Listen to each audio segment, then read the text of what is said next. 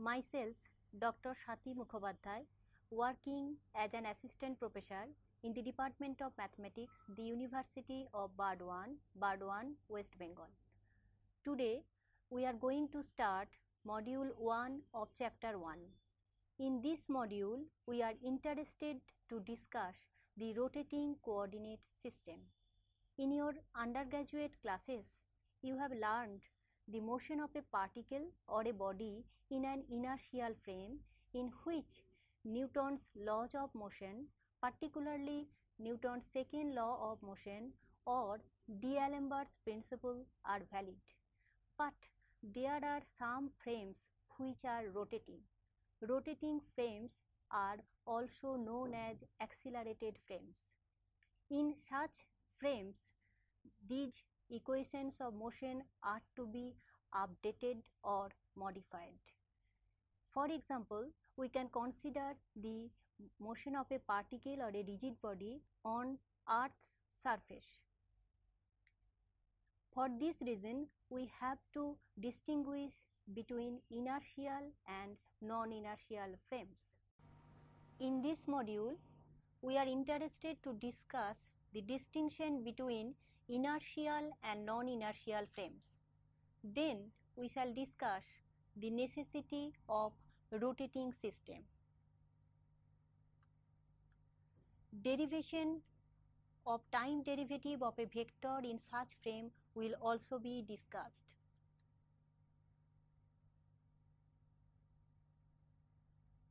Next, we shall obtain the velocity, acceleration and force in such a system. After that, equation of motion in a rotating frame of reference will be obtained. Next, what do you mean by an inertial frame? A frame is said to be inertial if Newton's laws of motion, particularly Newton's second law of motion, hold in that system. For example, consider any frame moving with uniform velocity with respect to a fixed frame is an example of inertial frame. Next, non-inertial frame. A frame is said to be non-inertial if Newton's second law of motion does not hold in that system. That is, such frame is not tied to the state of motion of an observer. As an example, one can consider a rotating frame. This is an example of non-inertial frame. Now we are interested to obtain the time derivative of a vector in a rotating frame. Please go through this figure 1.1. In this figure, two systems S and S dash have been considered. In S system, three coordinate axes OX, OY, OZ are shown, whereas in S dash system, OX dash, OY dash, OZ dash have been shown. In S dash system, I, J, K are the unit vectors along OX dash, OY dash and OZ dash axis respectively. Let alpha equal to alpha function of t be any vector where alpha is given by alpha 1 I vector plus alpha 2 j vector plus alpha 3 k vector. Then we are interested to obtain the rate of change of alpha vector with respect to time t as estimated by an observer fixed on the frame S, which is again a fixed frame. The rate of change of alpha vector is given by ddt of alpha vector equals to d alpha 1 dt I vector plus alpha 1 ddt of I vector plus ddt of alpha 2 into j vector plus alpha 2 into ddt of j vector plus ddt of alpha 3 into k vector plus alpha 3 into ddt of k vector. equals to d alpha 1 dt I vector plus d alpha 2 dt j vector plus d alpha 3 dt k vector plus alpha 1 di vector dt plus alpha 2 dj vector dt plus alpha 3 dk vector dt. Please note that here I, j, k are unit vectors, that is its magnitude is fixed but not the direction, because S dash frame is a rotating frame of reference.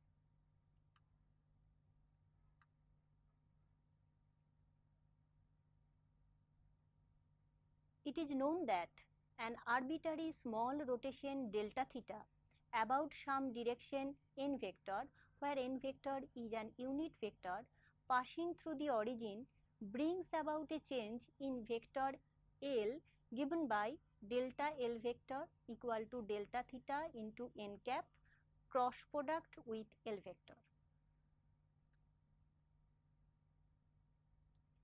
Therefore, delta L delta t equal to delta theta delta t n cap cross product with L vector. Taking limit as delta t tending to 0, we have ddt of L vector equal to omega n cap cross L vector. This gives omega vector cross L vector, that is we get the cross product of omega and L vector. Using this, we can consider that I vector can be taken as the position vector of a point on the OX dash axis, which revolve about the point O with an angular velocity omega vector. Therefore, ddt of I vector, that is time rate of change of I vector, gives the cross radial velocity of that point equals to omega vector cross I vector. Similarly, dj vector dt equal to omega vector cross j vector, dk vector dt equal to omega vector cross k vector. Let us substitute the expressions for ddt of I vector, ddt of j vector and ddt of k vector already obtained in equation 1.1, and we get this equation, which is ddt of alpha vector. These terms have been written as it is. Here we have substituted the expressions for ddt of I vector, which is cross product of omega vector with I vector. Similarly, ddt of j vector is the cross product of omega vector and j vector.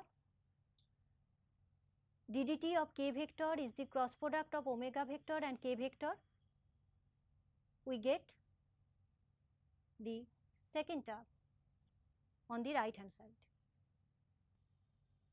The terms within the first bracket has been written as it is.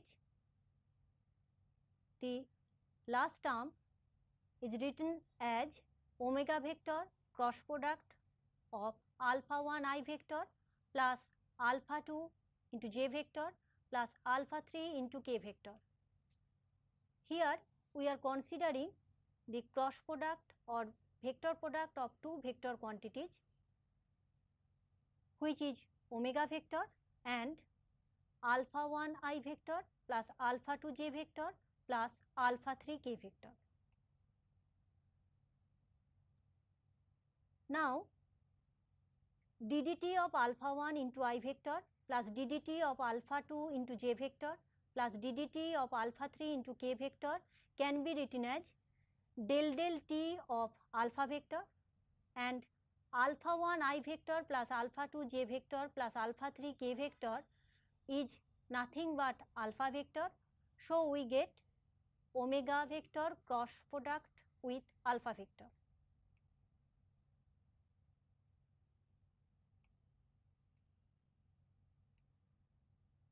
let us consider the applications of the previous result.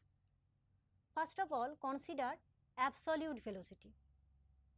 Absolute velocity v vector is the first order ordinary derivative of r vector with respect to time t, which can be written as first order partial derivative of r vector with respect to time t plus omega vector cross r vector.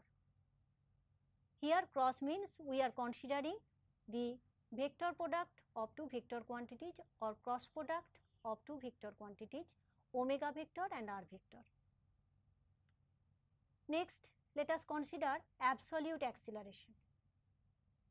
Acceleration is denoted by small f vector, which can be written as ddt of v vector. Ddt indicates that we are considering the ordinary derivative, which can be written as del del t of v vector plus omega vector cross v vector.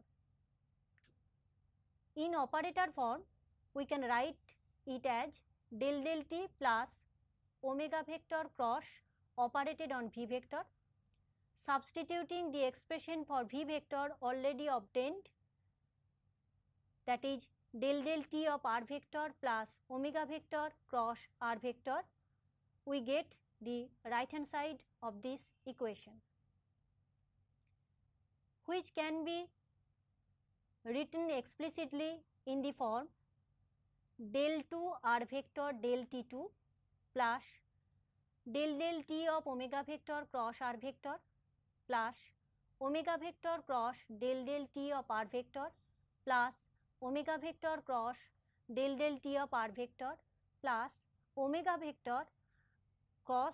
omega vector cross r vector. Here cross indicates that we are considering the vector products.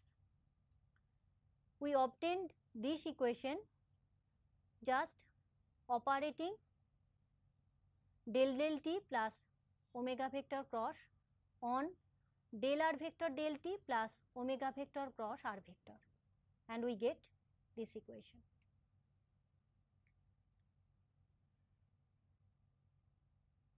The equation can be written by combining the common terms in the last line.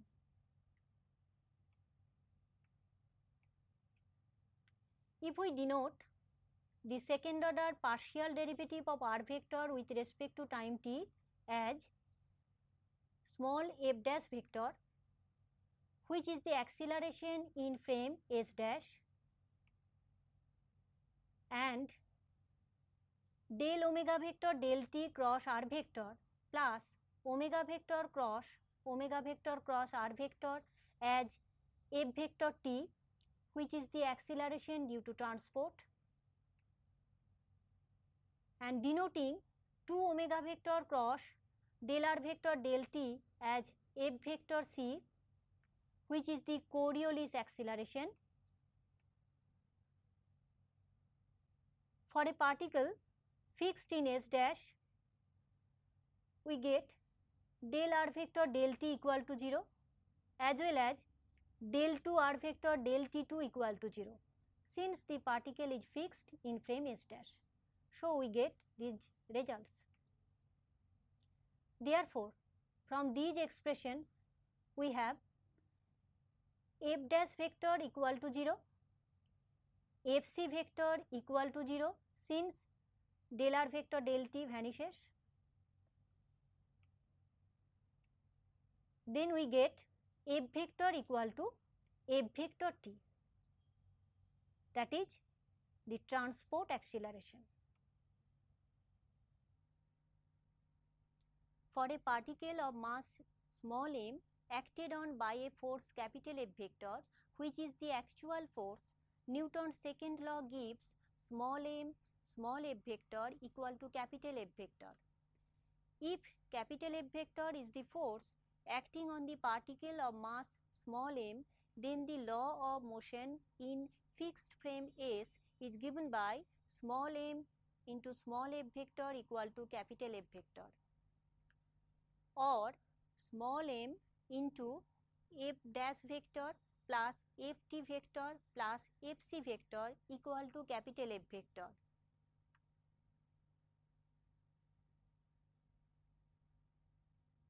Or m f dash vector equal to capital F vector minus m ft vector minus m fc vector.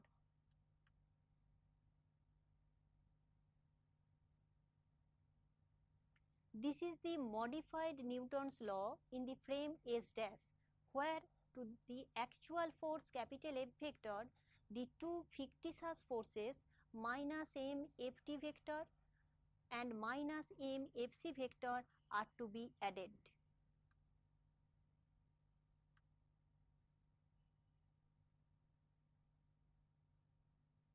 Now, minus m ft vector is intimately related to the centrifugal force in the following way.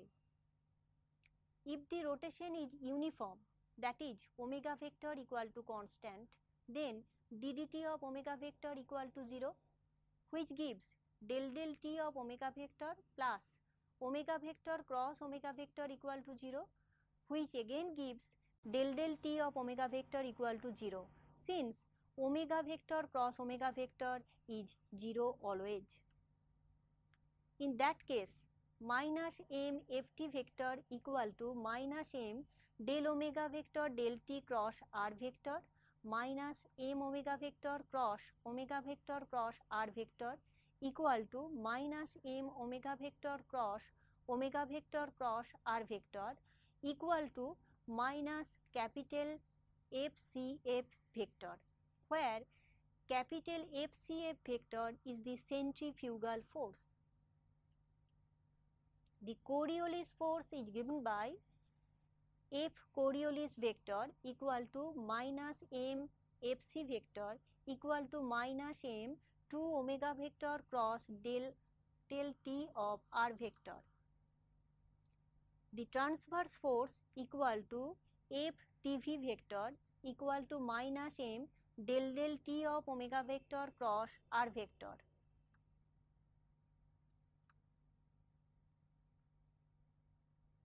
Remarks. Transverse and centrifugal forces depend on position r vector of the particle.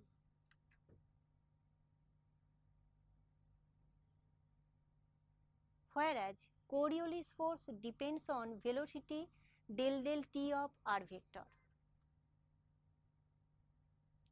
Centrifugal force is independent of the speed of the object in the rotating frame.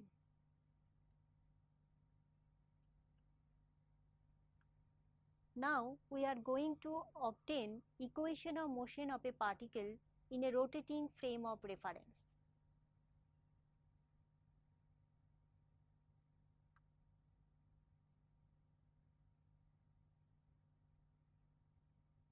Consider figure 1.2. Let C be the center of the earth, which is supposed to be a sphere.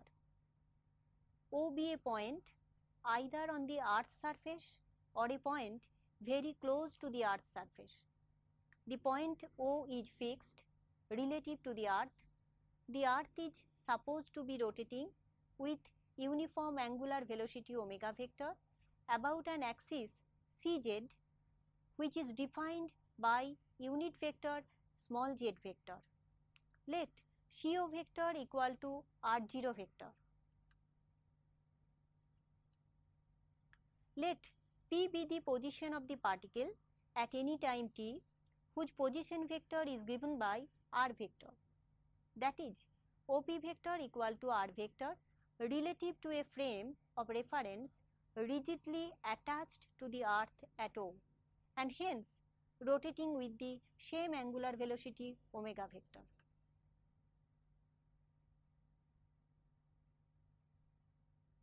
Let ddt is used to denote the rate of change of a vector with respect to a frame in which the earth has an angular velocity omega vector, whereas del t is used to denote the rate of change of a vector with respect to a frame rigidly attached to the earth at O.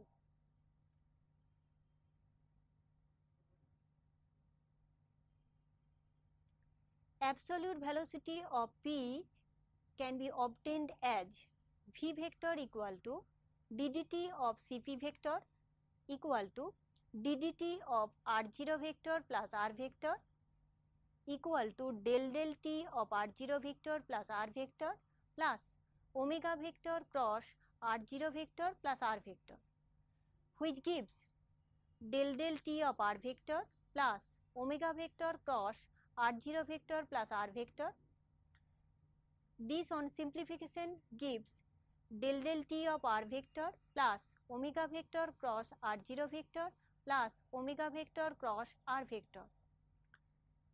Since del r0 del t equal to 0, r0 being a constant vector with respect to the frame of reference at O. Now, absolute acceleration at the position P is given by small f vector, which is ddt of v vector, where v vector is the velocity vector. ddt of v vector can be written as del del t of v vector plus omega vector cross v vector.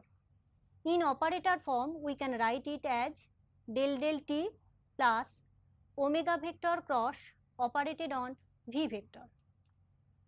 If we substitute the expression for v vector already obtained, then we get the result written in the next line.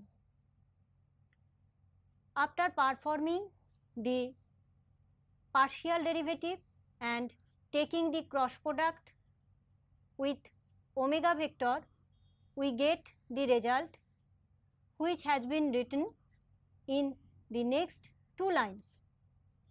That is, we have f vector equal to second order partial derivative of r vector with respect to time t plus del del t of omega vector cross r vector plus del del t of omega vector cross r vector plus omega vector cross del del t of r vector plus omega vector cross del del t of r vector plus omega vector cross r0 vector plus omega vector cross r vector. We get these terms from the previous operation. Here cross means we are considering the cross product between two vectors. The similar terms can be combined, and combining the similar terms we can write it in equation 1.4.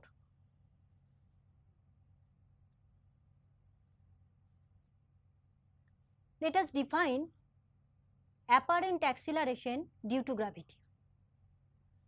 This is denoted by small g vector, which is the acceleration of a free particle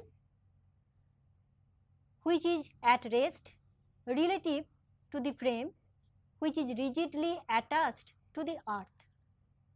So, g vector is the value of f vector when r vector is equal to 0 vector, del del t of r vector is also equal to 0 vector, and omega vector equal to 0 vector.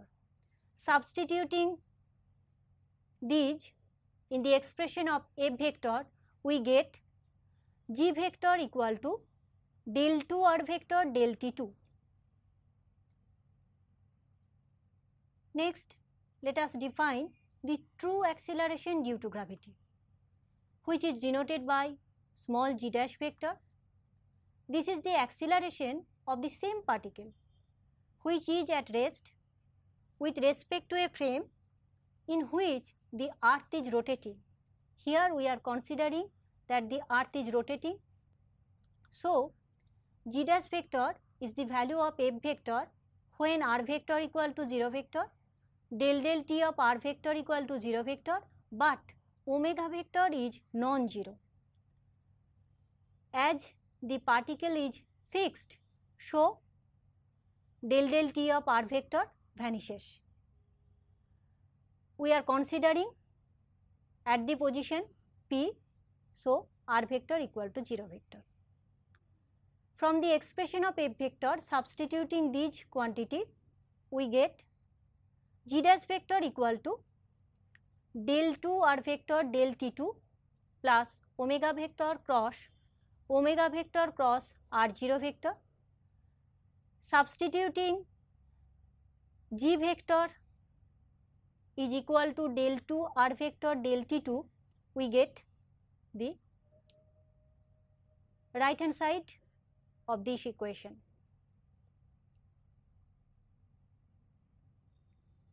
Now, the equations of motion of the particle is given by m into f vector.